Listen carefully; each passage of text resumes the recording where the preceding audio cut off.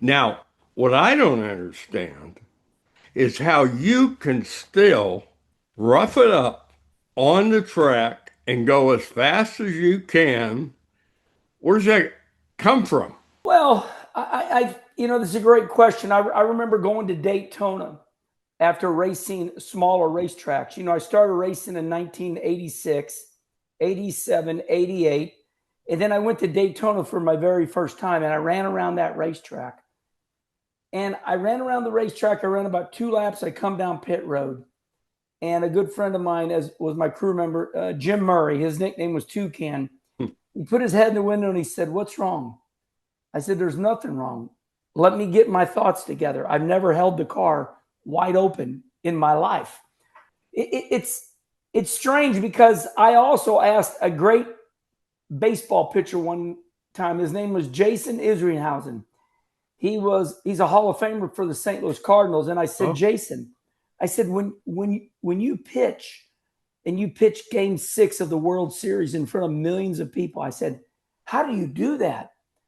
Without getting nervous." And he looked at me and goes, "How do you run 200 mile an hour at Daytona and Talladega?" I said, "I get it. It's just something that becomes you. You absorb it as a child. When I look at Dale Earnhardt Jr. or Chase Elliott, it's like, how are they as good as their dads were? Well, it's pretty simple. When you grow up in a racing family, you absorb it.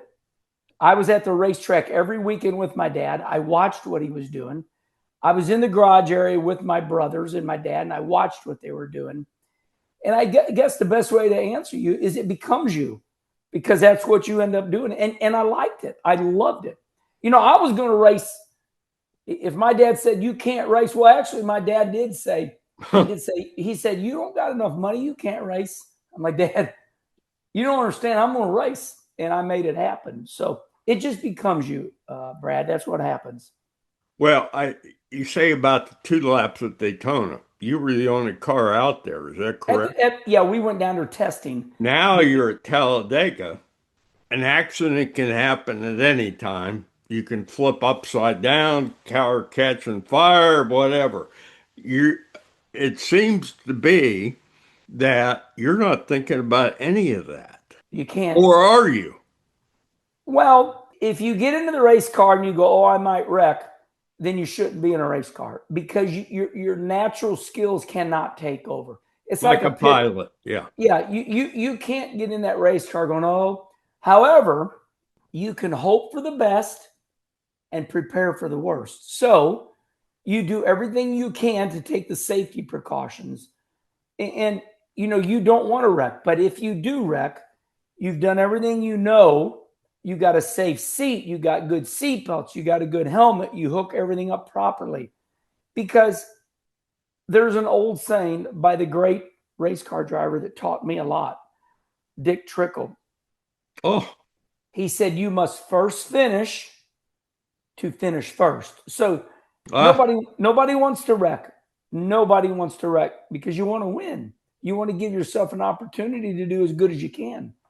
So yeah, you just use your natural ability. And I mean, like at Talladega, Talladega is a complete different scenario. It's like, okay, how are we going to run this race? And I always ran Talladega. My objective was to get to the end so I could race.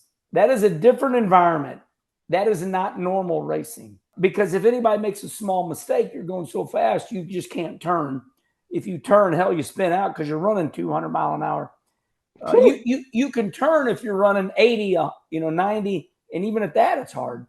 So I always treated Talladega just a little differently. And 50 laps ago, I'd say, "Tell me when there's 20 to go," and then I would start taking risks, because now it's time to get up there, and just staying up front is hard. If you had a fast race car, you could stay up front, but you had to have a fast race car. And my cars were never fast enough to just stay up there. So I had to time it and get a little aggressive at the end.